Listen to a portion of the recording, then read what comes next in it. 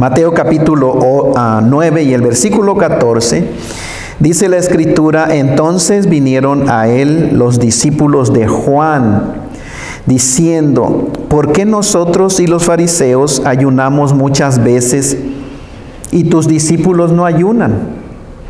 Jesús les dijo: ¿acaso pueden los que están de bodas tener luto, entre tanto que el esposo está con ellos? Pero vendrán días cuando el esposo les será quitado, y entonces ayunarán. Nadie pone remedio de paño nuevo en vestido viejo, porque tal remedio tira del vestido y se hace peor la rotura. Ni echan vino nuevo en odres viejos. De otra manera, los odres se rompen y el vino se derrama y los odres se pierden.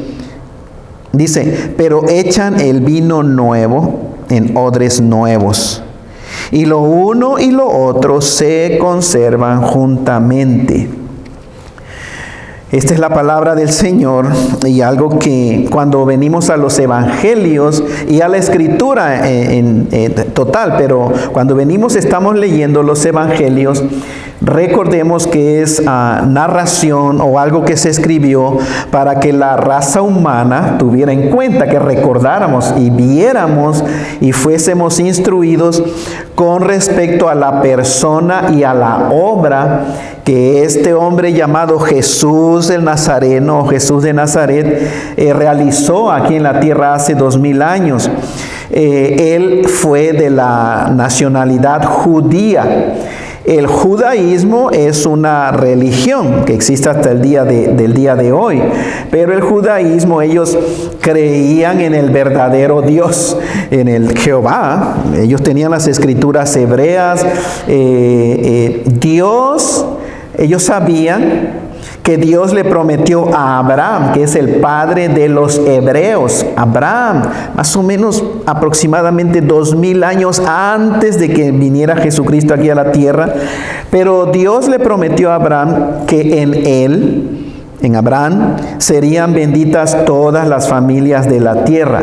Sabemos, de acuerdo a la Escritura, que esto iba a suceder, a hacerse efectivo por medio de la simiente de Abraham, que eventualmente sabemos que se trata de Cristo Jesús, la simiente o alguien de la descendencia de Abraham. El judaísmo, vean, tenía a su disposición los oráculos divinos, es decir, la palabra de Dios, específicamente los 10 mandamientos, que fueron no escritos inventados por el ser humano, sino los 10 mandamientos, dice la Escritura, fueron escritos con el mismo dedo de Dios. Es decir, cuando se las entregó a Moisés, Moisés no fue el que las escribió, fue Dios, el Dios del universo, el Dios creador de la raza humana, escribió esos mandamientos para dársela a su pueblo. Dios les prometió un Mesías. Desde años, muchos años, cientos de años antes de que Jesucristo naciera, Dios ya les había prometido un Mesías. Eso es en hebreo. Bueno, Mesías es en español, Mashiach es en inglés. En el texto griego es Christos. Christos o Cristo en español es lo mismo, es Mesías. Ahora, un Mesías es un enviado o un salvador. De hecho, el día de hoy aún la gente que ni cree en Dios, pero usa el término Mesías. Recuerdo que el presidente Obama mencionó eso, que acerca de un Mesías, como que la gente está esperando un Mesías, un salvador. Yo decía, así es, correcto, porque es bíblico hablar de un Mesías. Un Mesías es un libertador, un guiador, un redentor. Todo iba bien. Dios les prometió, pero se desviaron de las promesas y cayeron en un horrible sistema religioso, además legalista. El cristianismo no es religión.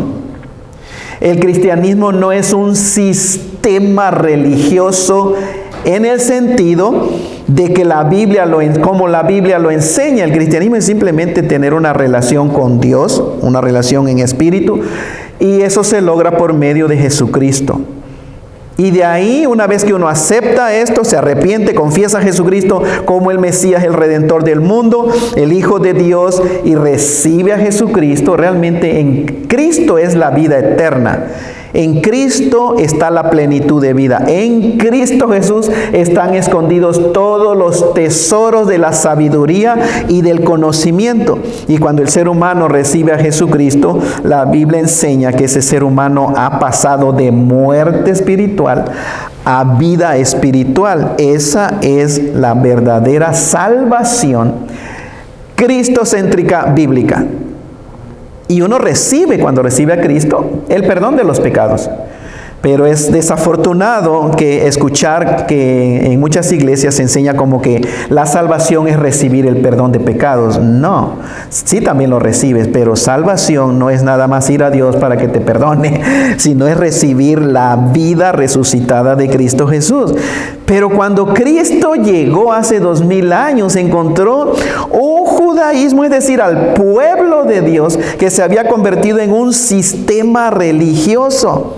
En lugar de la gente, los devotos, los que creían en Dios, en lugar de amar a Dios y sentir confianza a acercarse a ese Dios con toda confianza, en lugar de eso, ¿saben? Sentían miedo. Sentían mucho miedo, sentían temor, sentían culpabilidad, sentían condenación. Y esto fue por el sistema religioso, porque cuando Cristo, recuerdan en el Evangelio de San Mateo, también le dice, ustedes son unos hipócritas, le ponen a los hombres cargas imposibles de llevar y ustedes ni siquiera un dedo mueven para hacerlas. O sea, los líderes religiosos ponían no solamente la ley de Dios, sino ellos inventaron más regulaciones. Y las tradiciones las empezaron a enseñar como si fueran palabra de Dios y siendo pura tradición de ellos nada más. En lugar de ellos sentir el deseo de hacer cosas para la gloria de Dios, sentían una obligación. Es decir, tenían que hacerlo. Y escuchen, esa es una luz roja. Cuando en tu vida, en tu experiencia cristiana, sientes que tienes que hacer algo, número uno, estás equivocado, eso no es cristianismo. Porque estás practicando el cristianismo como una religión. No tienes que hacer nada, ¿sabían eso? Si has confiado en Cristo Jesús, no tienes que hacer nada. Lo precioso es cuando estás experimentando el verdadero cristianismo, es que no tienes que, sino tú deseas. Tú quieres hacer algo para la gloria del Señor y entonces vas en buen camino. Pero el día de hoy muchos cristianos están experimentando una religión cristiana, la religión cristiana. Y eso no es el plan de Dios. Esa religión cristiana nos salva.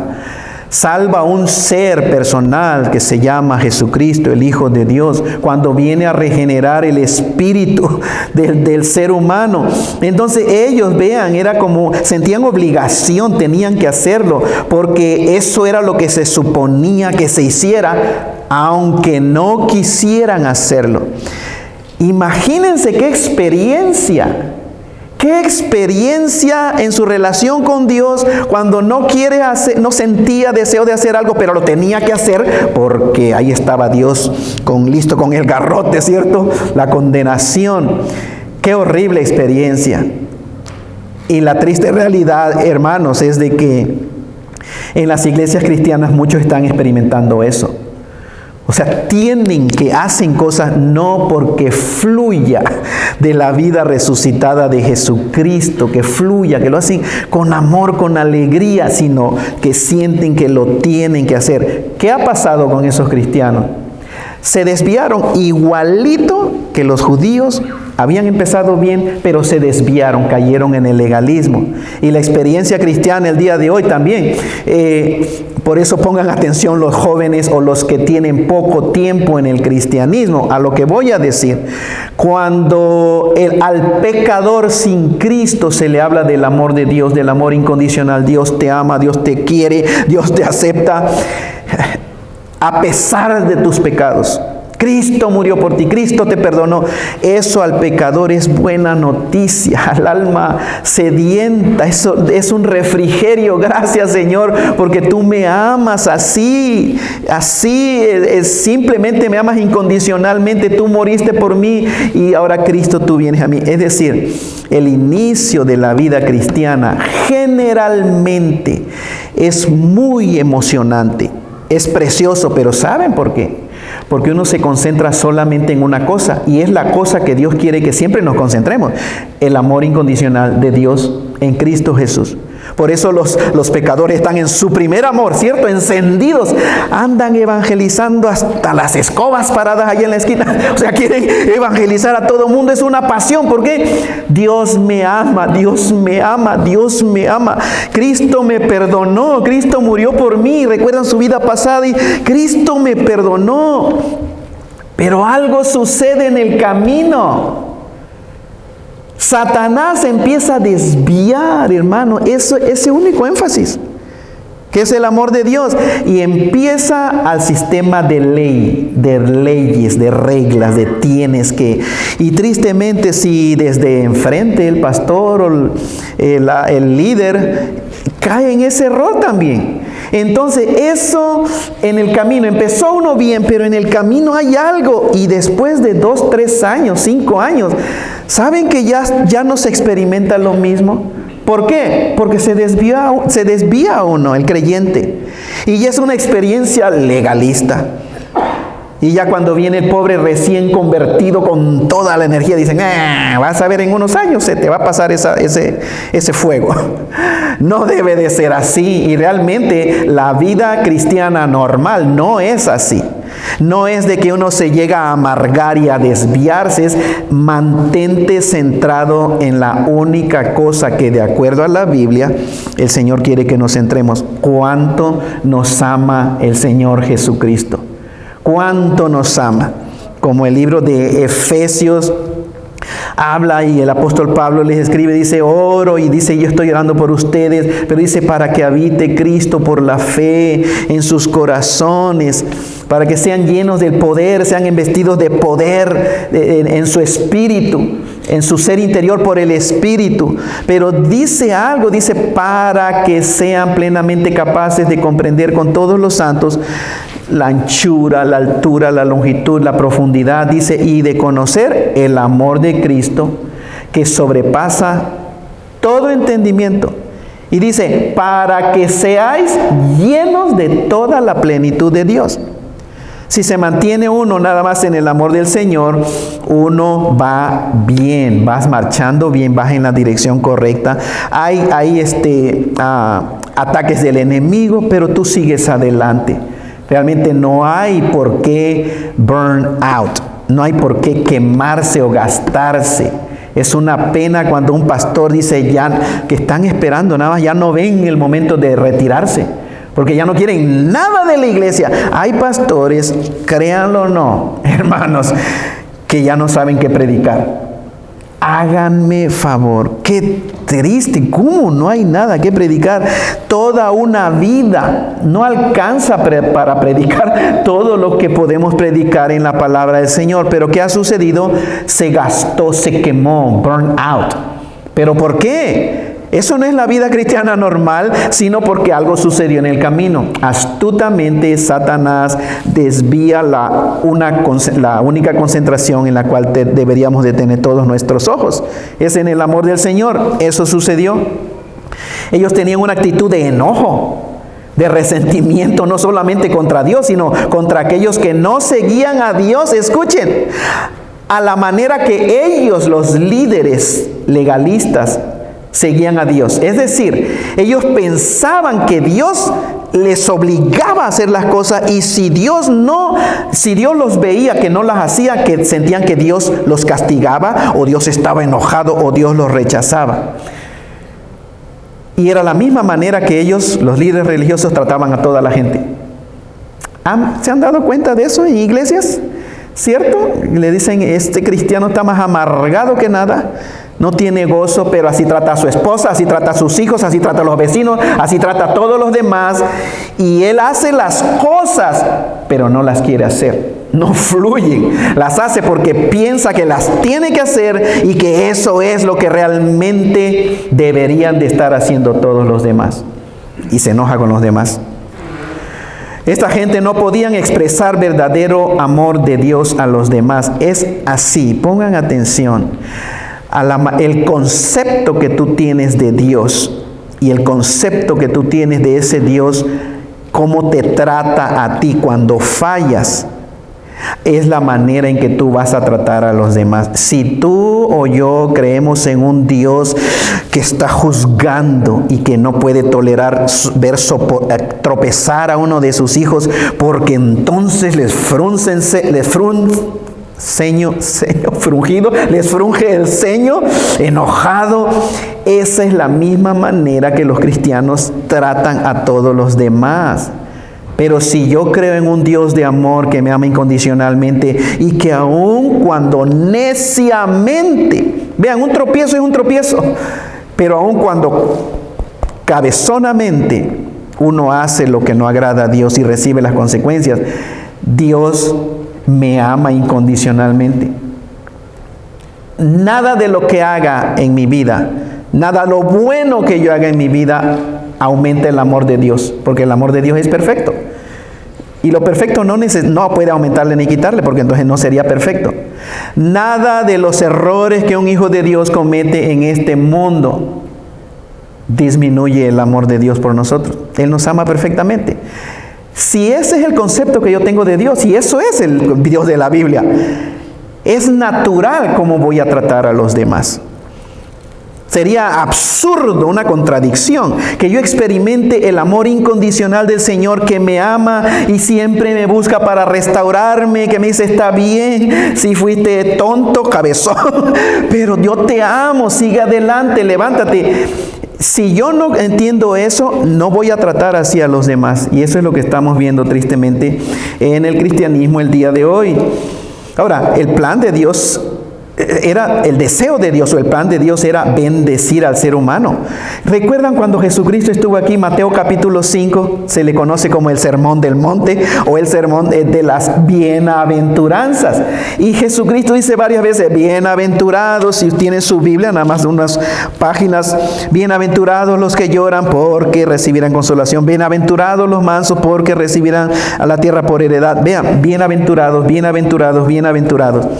Macarios es en el texto. Macarios, ¿saben qué quiere decir? Blessed, bendito, bendecido, blessed, happy, feliz, dichoso. Unas versiones de la Biblia en español dicen felices aquellos, dichosos, privilegiado, es decir, la palabra conlleva la idea de ser especialmente favorecido. Eso es lo que Cristo dice, especialmente favorecido, que la persona que recibe un favor divino.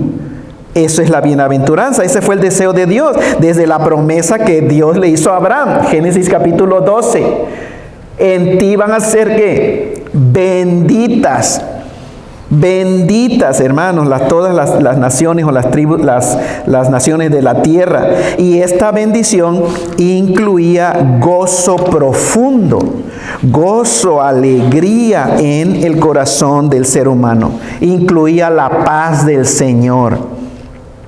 Pero el problema está en el corazón del ser humano. Dios dio su ley o sus mandamientos para guiarlos mientras no venía la fe, mientras Cristo no aparecía en la historia de la raza humana. No era el objetivo, la ley no era para siempre. No era para que la persona iba a vivir nada más guardando la ley, era temporal. Y había así leyes morales, leyes aún dietéticas de qué comer, no comer, leyes ceremoniales, pero era temporal hasta que viniera la simiente. Gálatas 3:19, si ustedes ven en sus Biblias, vean Gálatas capítulo 3, el versículo 19. Dice, entonces, ¿para qué sirve la ley? La respuesta, fue añadida a causa de las transgresiones hasta que viniese la simiente, que es Cristo Jesús, a quien fue hecha la promesa y fue ordenada por medio de los ángeles en manos de un mediador. Versículo 23, pero antes que viniese la fe en Cristo Jesús. Cristo es el autor y perfeccionador de la fe. Dice el versículo 23 de Gálatas 6, estábamos confinados bajo la ley, encerrados para aquella fe que iba a ser revelada. De manera que la ley ha sido nuestra nana, nuestra nodriza, o en la Reina Valera, nuestro ayo, para llevarnos a Cristo. ¿Para qué? A fin de que fuésemos justificados por la fe. Versículo 25, pero venida la fe, ¿qué dice la Escritura? Venida la fe, ya no estamos bajo la ley, ya no estamos bajo ayo. El corazón del ser humano es orgulloso porque siempre desea ser elogiado. El orgullo siempre quiere ser aplaudido, admirado, felicitado por sus esfuerzos por hacer cosas, para ganarse esas cosas absurdas. Y el Antiguo Testamento narra la historia de un pueblo de Dios que continuamente desconfiaban del Señor. Todo el Antiguo Testamento, los que han leído el Antiguo Testamento se dan cuenta cómo Dios los bendecía, pero se desviaban, desconfiaban en el Señor, y obviamente la desconfianza guía a la desobediencia, y la desobediencia es pecado, y el pecado trae consecuencias. Y lo que sucedía era, Dios permitía que las naciones o el enemigo hiciera cosas tan tremendas con su propio pueblo. Cuando vivían en dolor, y esto es importante porque vean, cuando el pueblo de Dios experimentaba dolor, sufrimiento como consecuencia de su desobediencia, que es pecado, entonces lo que hacían era ayunar. Ellos lloraban, se ponían de luto, lloraban, cenizas, echaban cenizas, eso era lo que hacían. Entonces, Dios en su misericordia, otra vez, los perdonaba, porque antiguamente, acuérdense, el perdón era condicional. Si se humillare mi pueblo y me pide perdón, si se arrepiente, entonces yo los perdono. Y eso sucedía, y después otra vez se desviaban y otra vez recibían consecuencias. Entonces, pues tenían que ayunar. Ayunaban una vez más. Entonces, como eran muchas las veces que desobedecían a Dios, también eran muchas las veces que ayunaban. Se ponían a ayunar. Ahora, notemos esto con respecto al ayuno, el texto que estamos viendo de Mateo capítulo 9, que ellos no ayunaban para adelgazar, ¿ok?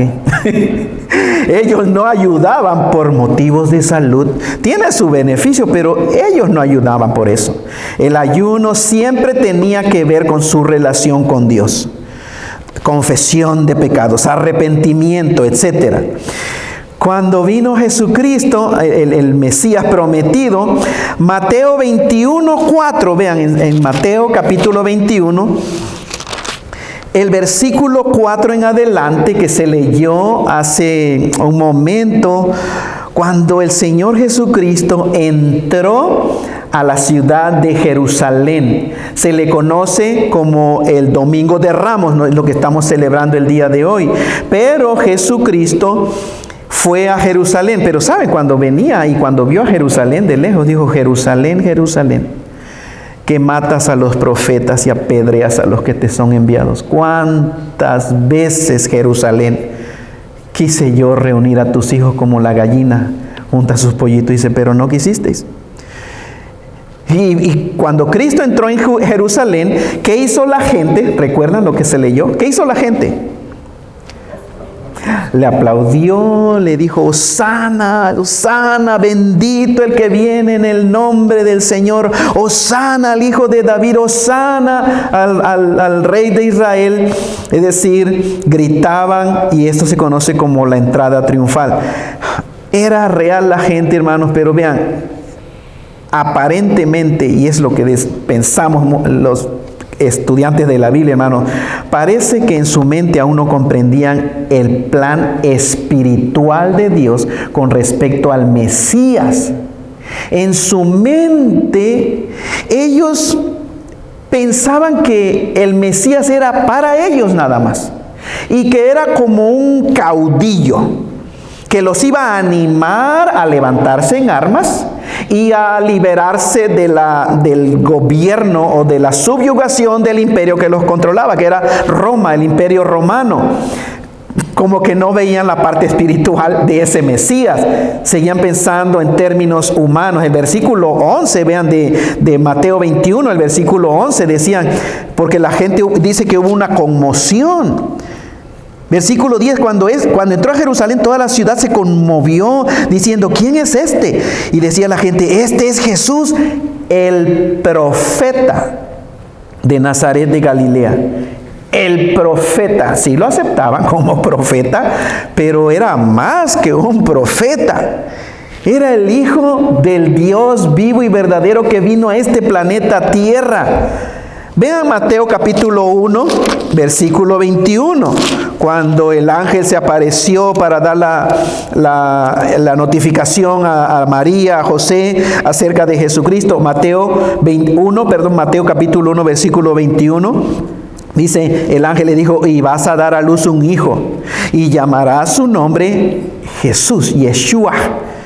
¿Qué quiere decir? Porque él salvará a su pueblo de los romanos. De sus pecados, no es de los romanos. Dios, el plan de Dios es sus pecados. Mi pueblo necesita ser salvo de sus pecados. Y eso fue lo que el ángel le dijo a María. Dios, vas a tener un hijo, vas a llamar su nombre Salvador o Salvación de Jehová, porque ese hijo va a salvar a su pueblo de sus pecados. Todo esto aconteció para que se cumpliese lo dicho por el Señor por medio del profeta cuando dijo, he aquí una señorita o una virgen concebirá y dará a luz un hijo y llamará su nombre Emmanuel, que traducido quiere decir Dios con nosotros, o literalmente con nosotros Dios.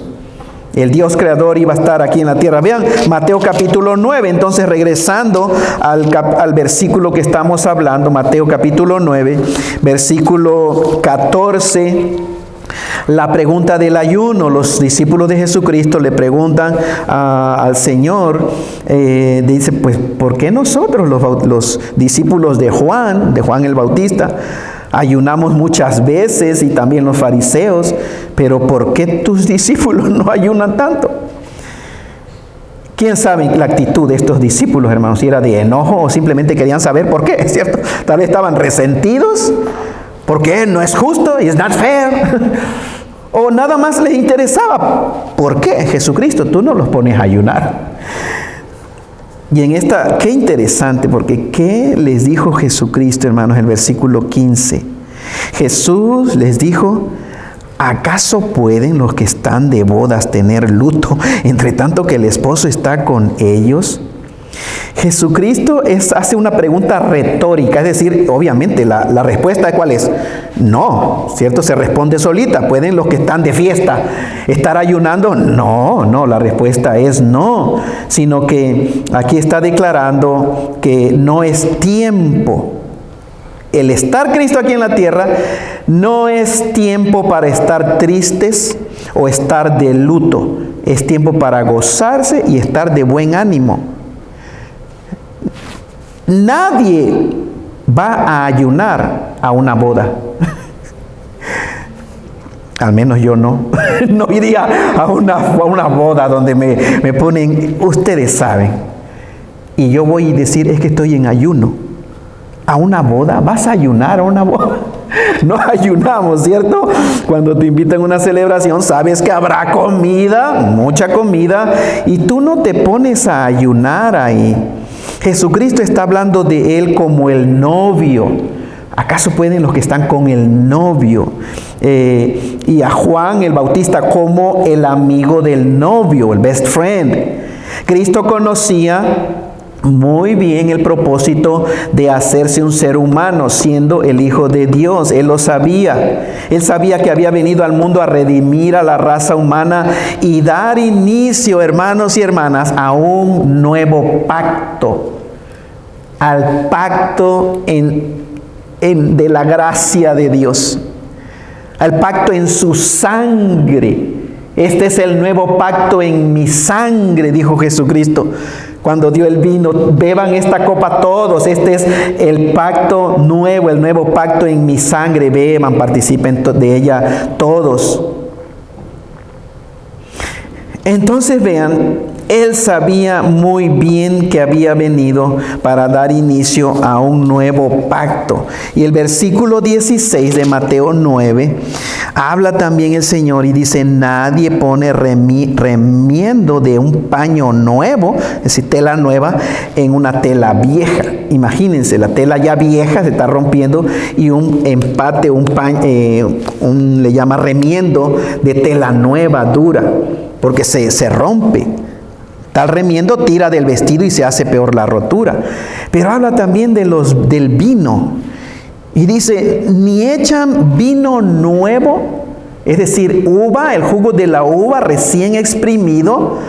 Ese vino no se echa en un odre o una piel, un cuero. El odre era como una cantimplora de cuero de animal, que ahí echaban el vino para que se fermentara.